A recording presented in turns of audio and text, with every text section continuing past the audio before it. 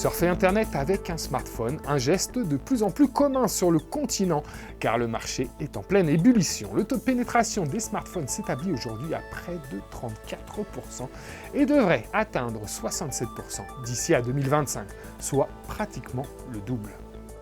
Une belle perspective de croissance qui aiguise l'appétit des fabricants.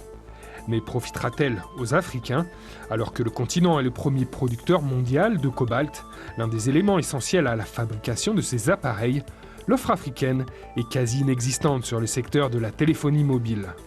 Fin 2019, 3 sociétés asiatiques, Huawei, Samsung et Transsion, se partageaient près de 75% du marché africain. La chinoise Transsion, quasiment inconnue dans son pays, commercialise 3 marques en Afrique, Tecno, Infinix et Itel, qui représentent à elles seules près de 38% de part de marché. L'Afrique ne fabrique absolument rien, tous les composants. Même si aujourd'hui un grand pays comme le Congo-Zaïre démocratique, où ils ont le cobalt qui est utilisé dans tous les pays du monde pour les systèmes de communication, le Rwanda, qui est le pays voisin aujourd'hui, il va l'acheter plus cher, le composant terminé en Chine, pour pouvoir l'importer et le faire. Il y a 2 problèmes majeurs. Le gouvernement ne supporte pas les champions numériques. Le secteur privé n'est pas dynamique entre elles, pour des histoires de tension, etc. Donc, ce qui fait que les partenaires techniques et financiers, ils savent qu'ils s'est identifié, les acteurs du numérique sont identifiés, mais ils ne peuvent pas les aider sans passer par nos gouvernements qui n'ont pas de vision pour le numérique aujourd'hui en Afrique. Ça, il faut le dire. Véron Mankou, un entrepreneur congolais, a identifié dès 2012 le potentiel du marché de la fabrication des appareils électroniques. Mais il s'est heurté à de nombreuses difficultés et a dû stopper la production en 2017. Au départ, c'était, je pense, la technique. C'était pas facile. Au départ, j'étais seul.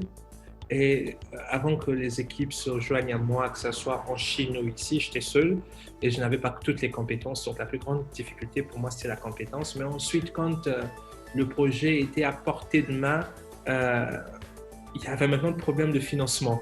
Donc pour les questions techniques, la solution pour moi était d'apprendre, de continuer à apprendre, de mentorer des consultants, des sachants, de recruter ce que je pouvais pour permettre à ce que le projet gagne en volume et en compétences. Pour le financement, j'ai eu la chance d'obtenir un financement de l'État qui nous a permis de fonctionner jusqu'à 2016-2017. Mais la riposte s'organise et de plus en plus d'entrepreneurs africains s'intéressent à ce juteux secteur. À l'image du groupe Marathon, basé au Rwanda, qui a lancé 2 modèles de smartphones en 2019. Des appareils 100% africains, selon son PDG. Reste que le 100% Made in Africa peut être trompeur. Par le passé, certains fabricants peu scrupuleux ont affirmé que leurs produits étaient entièrement fabriqués sur le continent, alors qu'ils y étaient juste assemblés. Un faux débat pour Fadima Diawara, créatrice de la marque de smartphone Kunfabo. Elle revendique son africanité. Je dirais tout simplement qu'il faut commencer quelque part. D'accord, certes, nos smartphones ne sont pas fabriqués sur le continent, on assemble en Chine, mais ils sont designés par des jeunes Africains. Les applications qui accompagnent Kunfabo sont développées par des jeunes Africains. Ce que nous proposons, la qualité, le low cost et l'accompagnement, et avec l'africanité qui accompagne nos smartphones. Près d'un Africain sur 2 vit avec moins de $2 par jour.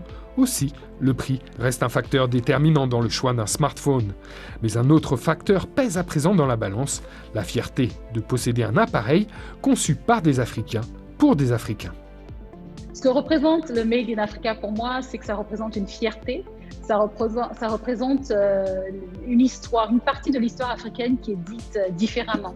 Lorsqu'on parle de l'Afrique, on ne pense pas forcément à la richesse que l'Afrique peut avoir, on ne pense pas aux compétences que l'Afrique peut avoir, on ne pense pas, je répète souvent, l'excellence que l'Afrique peut avoir. Donc en consommant des produits Made in Africa, surtout lorsqu'ils sont de qualité, pour moi c'est une fierté. Je crois fortement à l'importance de communiquer sur l'Afrique et contrôler la narrative africaine.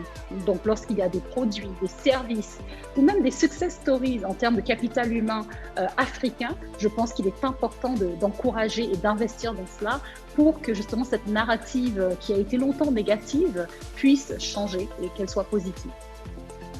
Élaborer un produit de qualité tout en avançant le côté émotionnel du Made in Africa, une recette qui pourrait s'avérer gagnante pour les entrepreneurs africains, sur un continent où le nombre d'utilisateurs de l'Internet mobile devrait atteindre 483 millions de personnes à l'horizon 2025.